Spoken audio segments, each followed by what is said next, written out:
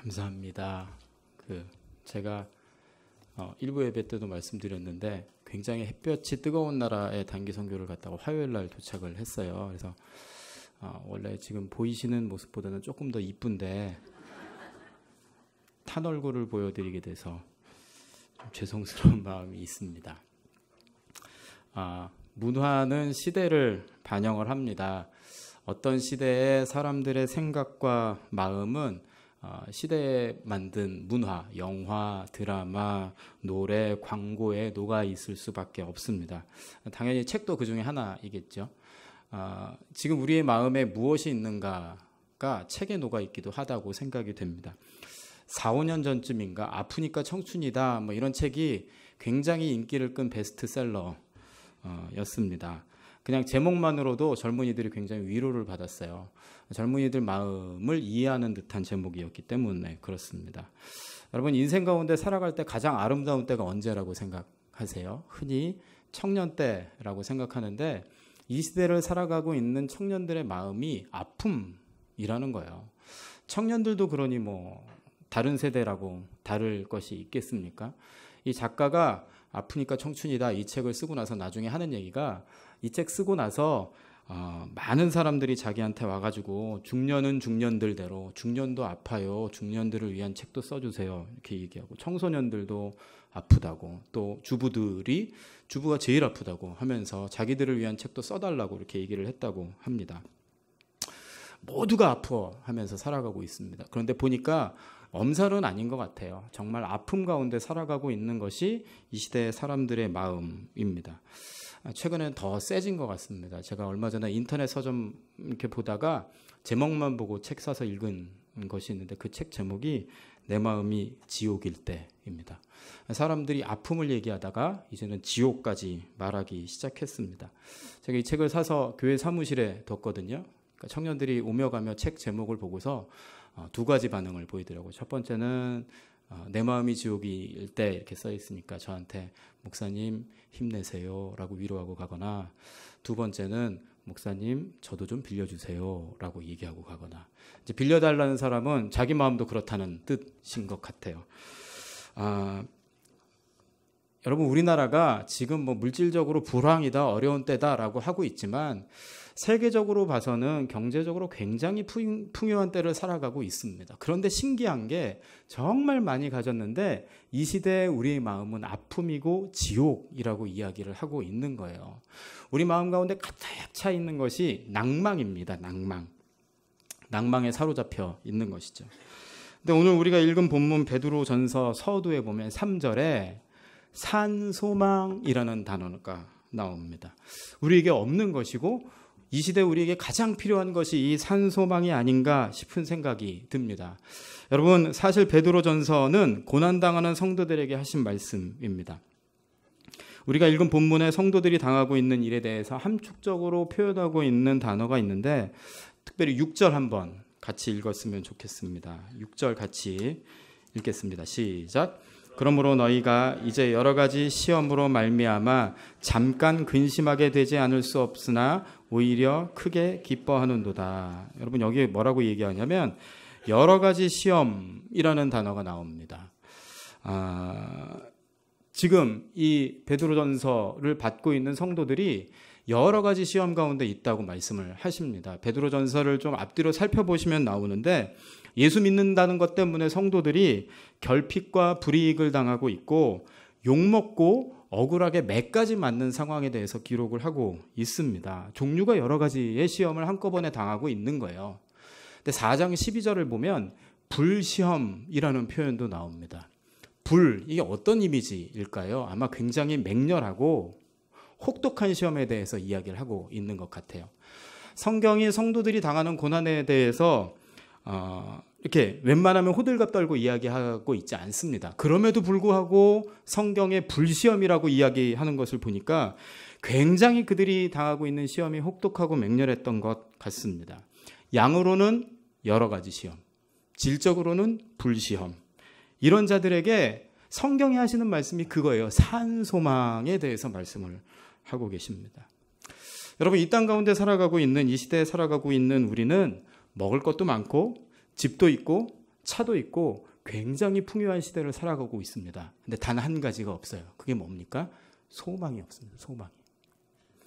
근데 이 시대에 결핍과 억울함과 불과 같은 혹독한 상황 가운데 여러 가지 시험 가운데 아무것도 없었던 성도들은 한 가지 있었습니다. 그게 뭐예요? 소망이 있었습니다. 여러분, 풍요하지만 소망이 없는 우리와 또는 아무것도 없는 것 같지만 소망을 가진 초대교회 성도들과 누가 더 부유하다고 할 수 있습니까? 그들이 훨씬 더 부유한 것 같은 거예요. 우리는 많은 것을 가졌지만 소망이 없기 때문에 부유하지 않습니다. 지옥과 같다고 얘기하고 아프다고 이야기를 하고 낭만 가운데 살아가고 있는 것이 우리의 모습인 것이죠. 오늘날 우리가 행복하지 못한 이유는 다른 물질적인 것을 많이 갖지 못해서가 아닙니다. 소망이 없기 때문이에요. 오늘 이 시간 베드로전서 말씀을 함께 묵상하면서 우리 가운데 하나님께서 주시고자 하는 소망이 회복되는 시간 되시기 바랍니다. 이 베드로전서 1장 3절부터 9절까지의 내용은 그 산 소망의 내용이 무엇인지 구체적으로 말씀을 하고 계시는데요. 몇 가지 조금 다른 표현으로 설명을 합니다. 먼저 9절을 같이 한번 읽어볼까요? 9절 같이 한번 읽겠습니다. 시작.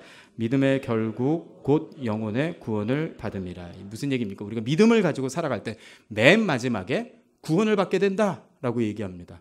여러분, 이 땅 가운데 사는 성도들이 구원 받았습니까? 아직 안 받았습니까? 이미 구원 받았습니다. 근데 마지막에 또 구원을 받는다고 이야기를 하는 거예요. 이 무슨 얘기냐? 우리가 이 땅 가운데 살아가면서 아직 구원을 받지 못했다는 뜻이 아니라 구원을 받긴 받았는데 아직 완성되지는 않은 거예요. 그럼 그 완성된 구원은 어떤 모습인가? 좀 더 구체적으로 표현하고 있는 것이 4절 말씀입니다. 우리 4절도 같이 한번 읽겠습니다. 시작.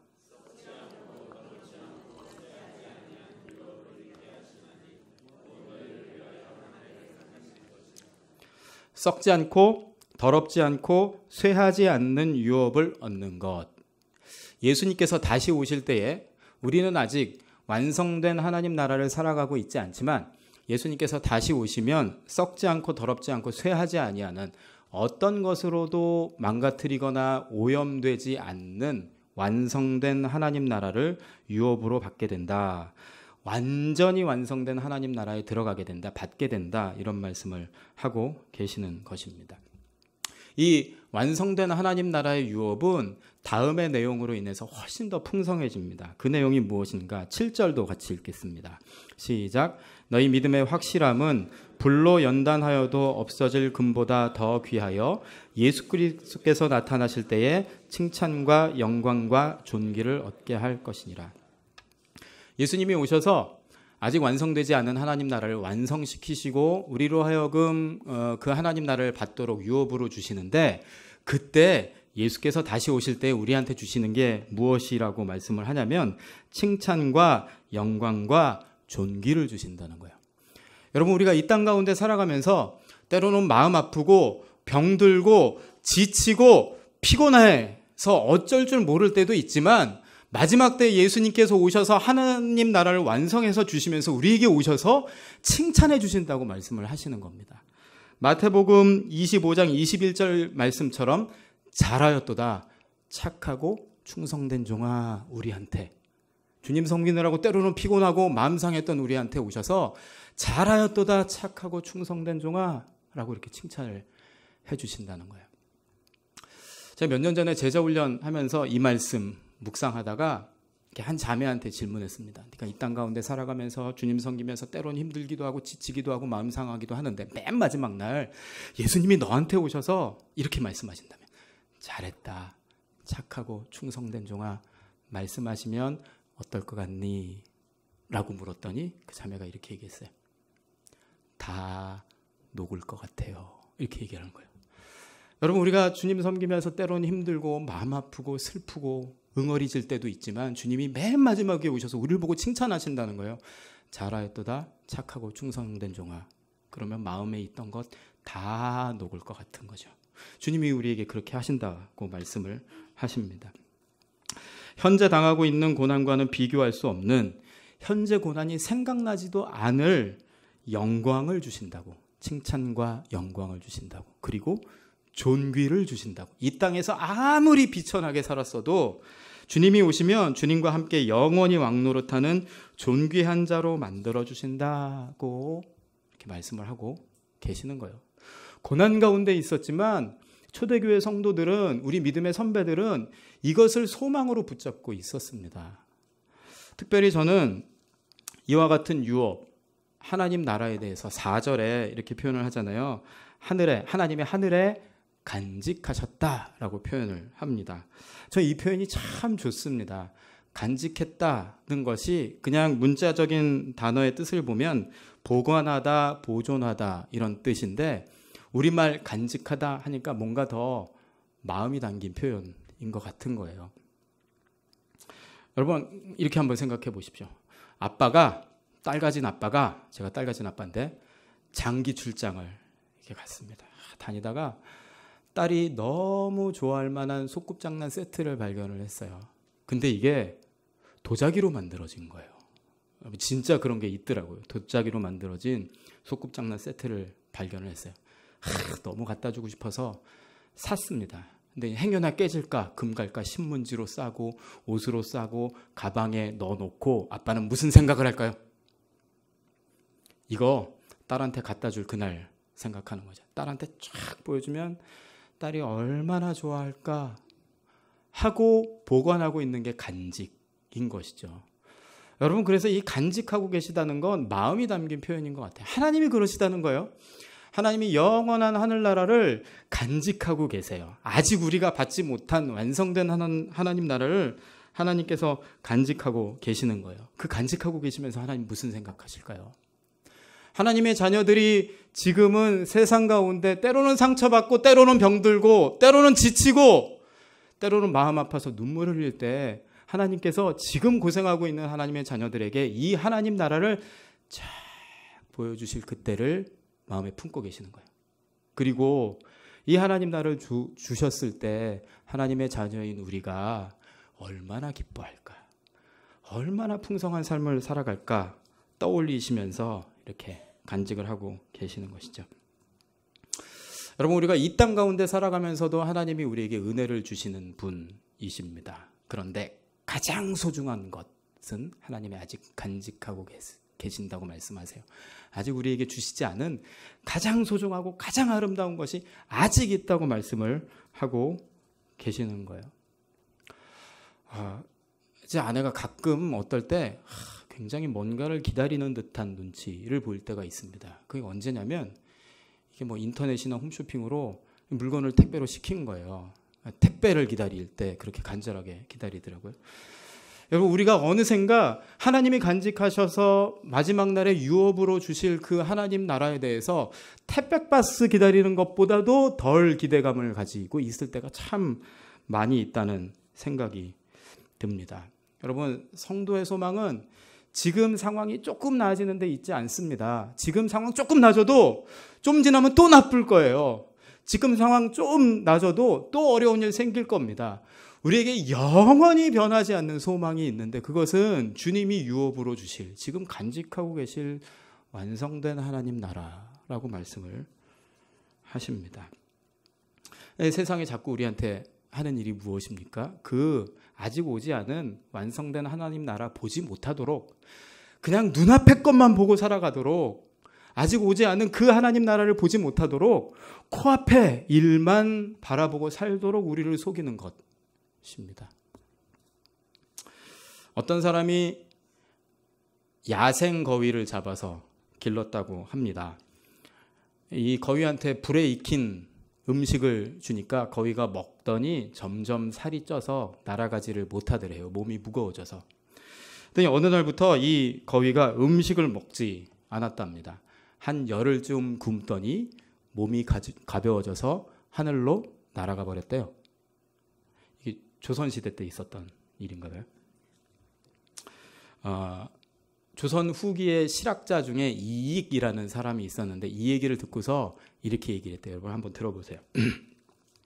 지혜롭구나. 스스로를 잘 지켰도다.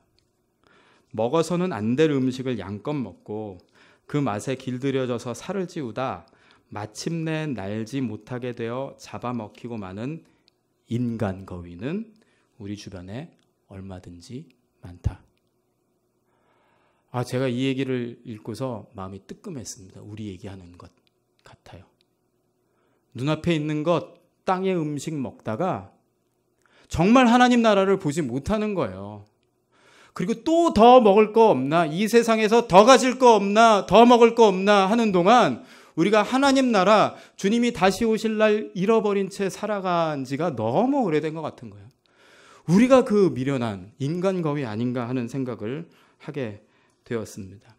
여러분, 이 땅에서 아무리 많은 건 먹어봤자 배불러도 허무합니다. 이 땅 가운데 살아가고 있는, 이 풍요한 시대를 살아가고 있는 이 시대의 사람들이, 성도를 포함해서 이 시대의 젊은이건 장년이건 모든 세대가 지옥을 얘기하고 아픔을 얘기하고 마음 가운데 낭망이 가득한 이유가 무엇입니까? 이 소망을 잃어버렸기 때문이에요. 성도의 소망은 이 땅에 있지 않습니다. 결코 이 땅에 있지 않습니다. 주님이 오셔서 우리를 부활하시고 완성된 하나님 나라를 주셔서 우리가 그 나라에 살게 되는 것이 우리의 영원한 소망이죠. 근데 이 땅의 것이 너무 크게 보이고 너무 중요하게 보여서 그 하나님 나라를 잊어버린 채 살아간 지 오래되어 버린 제 모습과 우리의 모습을 발견하게 되는 것입니다. 여러분, 그럼 하나님은 하나님 나라를 마지막에 주실 유업을 간직하고 그냥 저 멀리 계실 뿐, 지금 우리가 당하고 있는 일들과는 상관없이 그냥 멀리 계신 분이십니까? 전혀 그렇지 않습니다. 5절에 이렇게 말씀을 하시는데요. 5절에 너희는 말세에 나타내기로 예비하신 구원을 얻기 위하여 믿음으로 말미암아 하나님의 능력으로 보호하심을 받았느니라. 하나님의 능력으로 보호하심을 받았느니라 라고 얘기합니다. 여기서 보호한다라는 말의 뜻은 원래 수비대가 주둔하고 있다, 군대가 주둔하고 있다라는 뜻입니다. 여러분, 당시에 로마 시대였는데 당연히 로마가 세계 최강의 군대였을 겁니다. 로마 군대가 로마가 다스리는 땅에 이렇게 딱 주둔하고 있으면 아마 주변에 있는 어떤 나라도 감히 침략을 못하고, 침략을 했다 하더라도, 공격을 했다 하더라도 감히 무너뜨릴 수 없었을 거예요. 세계 최강의 로마 군대가 지키고 있는데 어떻게 무너질 수 있겠습니까? 근데 오늘 이 5절 말씀이 이렇게 얘기하고 있는 거예요. 로마 군대가 아니라 만군의 여호와께서 군대가 되셔서 고난당하는 성도들의 삶 가운데 주둔하고 계신다, 지키고 계신다, 수비하고 계신다 이렇게 말씀을 하시는 것입니다. 세상 가운데 공격을 받을 수는 있지만, 아니, 하나님이 지키시는데, 하나님이 보호하시는데 어떻게 무너뜨릴 수 있겠습니까? 믿는 자의 삶 가운데도 어려움이 있을 수 있고 불신자의 삶 가운데도 어려움이 있을 수 있습니다. 그런데 믿는 자와 불신자의 삶의 결정적인 차이점은 바로 여기 있습니다. 믿지 않는 자들은 군대가 되어 지키시는 보호자가 없는 거예요. 여러분, 그러나 성도들의 삶 가운데는 우리가 보던 보이지 않던 우리의 보호자이신 하나님이 우리를 지키고 계신다 말씀을 하십니다. 그러니 공격당할 때 있지만, 시험당할 때 있지만 결코 무너지지 않는 것이죠. 여러분, 이렇게 성도들은 미래에 대한 완전한 소망이 있습니다. 완전한 소망이 있고, 또 두 번째로 이 땅 가운데 살아갈 때에 보호자 되시는 하나님에 대한 믿음, 그 안전감이 있습니다. 그렇기 때문에 불시험 가운데 있는데 그 시험이 달리 보이기 시작을 하는 거예요. 이전까지는 고난이 고통스럽기만 했는데 이제는 그 고난 가운데 있는 의미가 보이기 시작하는 것이죠. 그 고난이 우리 삶 가운데 어떤 긍정적인 의미를 갖게 되는가가 이제 보이기 시작하는 겁니다. 그 얘기가 이제 7절에 나옵니다. 아까 읽었었는데요. 7절, 너희 믿음의 확실함은 불로 연단하여도 없어질 금보다 더 귀하여 예수 그리스도께서 나타나실 때에 칭찬과 영광과 존귀를 얻게 할 것이니라. 여기 불 나옵니다. 불. 제가 설교 초반에 불 어떤 단어에 붙어서 나왔었죠? 불, 시험. 네. 혹독하고 맹렬한 어려움을 표현했던 그 불시험이 여기 7절에선 약간 의미가 달라졌어요. 그냥 고통만 주는 게 아니라 이 불이 하는 역할이 뭐랍니까? 금을 재련하는 것, 금을 연단하는 의미로 쓰입니다. 여러분 이 7절에 우리말 성경의 의미가 약간 모호하게 번역됐는데 뭐 간단하게 얘기하면 그런 뜻입니다. 성도의 삶에 불시험을 마치 금을 불로 재련하는 것처럼 그 불시험이 성도들을 연단케 한다, 순수하게 만든다라는 의미입니다. 불순물 포함된 금을 순금 만들 수 있잖아요. 불로 만들 수 있잖아요. 마찬가지로 성도들의 믿음이 순전해지는데도 그 불이 필요하다는 거예요. 근데 금하고 차이점이 있는데 금은 없어지는데, 금은 사라지는데 성도들의 믿음은 영원히 사라지지 않는다는 것입니다. 없어지지 않고 맨 마지막 날에 예수 그리스도께 칭찬과 영광과 존귀를 얻게 한다고 이렇게 말씀을 하시는 거예요. 여러분 이 구절을 좀 더 묵상을 해봅시다. 불순물이 포함된 금이 순금되기 위해서 불이 꼭 필요합니다. 뭐 지금은 어떤지 잘 모르겠는데 예전에 불 말고 금을 연단할 수 있는 다른 방법이 있었을까요? 전혀 없었을 거예요. 그렇다면 성도들을 순전한 믿음 갖게 하는 일에도 불같은 시험 말고는 다른 방법이 전혀 없다고 이야기할 수 있는 거예요. 그러니까 오늘 본문은 이 시험, 불시험이 없으면 좋겠는데 뭐 당하면 어쩔 수 없이 견뎌야 하는 것이라고 말씀하고 있는 게 아니라 성도의 삶 가운데 꼭 필요한 것처럼 말씀을 하고 있습니다. 우리가 순전해지기 위해서, 순수한 믿음을 갖기 위해서 꼭 필요한 것으로 표현을 하고 계시는 것입니다. 여러분 물론 고난 자체가 성도들을 순전한 믿음 갖게 하는 것은 아닙니다. 보셔서 아시죠? 고생 많이 해서 굉장히 망가진 사람도 많이 있어요. 더 이기적이고 더 치사해지고 더 자기만 아는 사람으로 변화된 경우도 참 많이 있습니다. 그런데 성도들은 이 고난을 겪으면서, 불시험을 겪으면서 더 순전해지고 더 아름다워지고 불순물이 다 제거되고 자기가 고난을 받아봤기 때문에 다른 고난받는 사람들을 너그럽게 품을 수 있는 넓은 마음을 갖게 된다는 것이죠.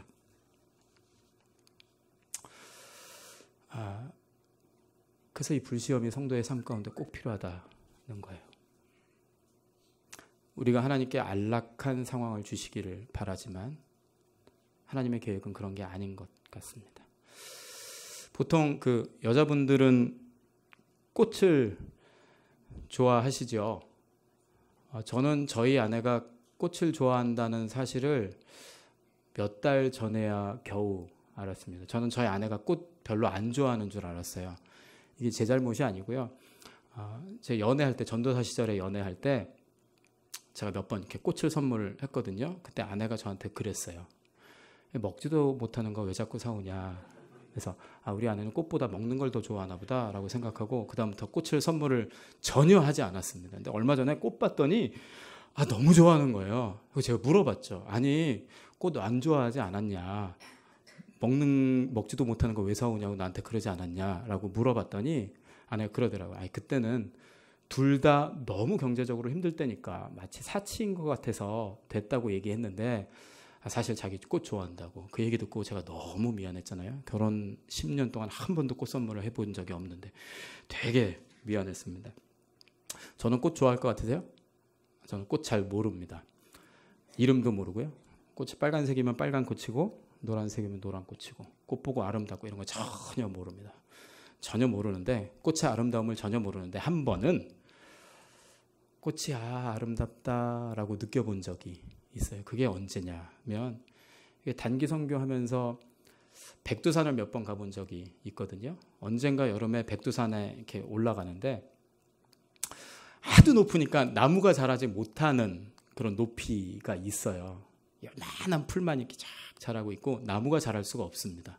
바람도 많이 불고 날도 차갑고 그래서 나무가 못 자라는데 그 나무가 한 그루도 자라지 못하는 곳에 들꽃이라고 하죠. 쬐끄만 꽃이 쫙 펴 있는 거예요. 여러분 들꽃은 색깔이 빨간색도 아니고 노란색도 아니고 파란색도 아닙니다. 이거 뭐라고 표현할 수 없는 굉장히 오묘한 색이에요. 그리고 온실에서 가꾼 꽃처럼 꽃대라 그러나요? 그게 똑바르지도 않아요. 구불구불 나 있고 색깔도 선명하지도 않고 사실 보잘것이 없는 그 꽃들이 쫙 피어 있는데 어떻게 여기에 꽃이 피지? 하면서 제가 처음으로 꽃 보고 아름답다는 생각을 한 적이 있습니다. 그렇게 비바람 맞으면서 들판에서 좋은 환경이 아닌 곳에서 피는 꽃이 그렇게 아름답더라고요. 여러분, 우리가 우리 인생에 대해서 하나님께 그렇게 바랍니다. 하나님, 저 좀 비바람 좀 그만 맞고요. 고난 좀 없이 찬바람 좀 덜 맞고 이제 좀 온실과 같이 따뜻하고 안락한 환경 좀 만들어주시면 얼마나 좋을까요?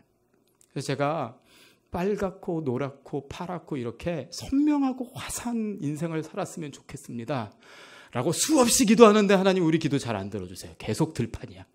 계속 비바람이야. 제 생각에는 하나님은 온실에서 자란 꽃보다 들꽃을 더 좋아하시는 것 같아요. 그래서 우리가 그 들판 가운데 비바람 맞고 모진 환경 가운데서 이렇게 주님 닮은 모습으로 빚어지는 거, 순전한 믿음의 사람 돼가는 거, 그런 꽃을 피우는 우리를 하나님께서 더 기뻐하신다는 생각을 하게 되었습니다.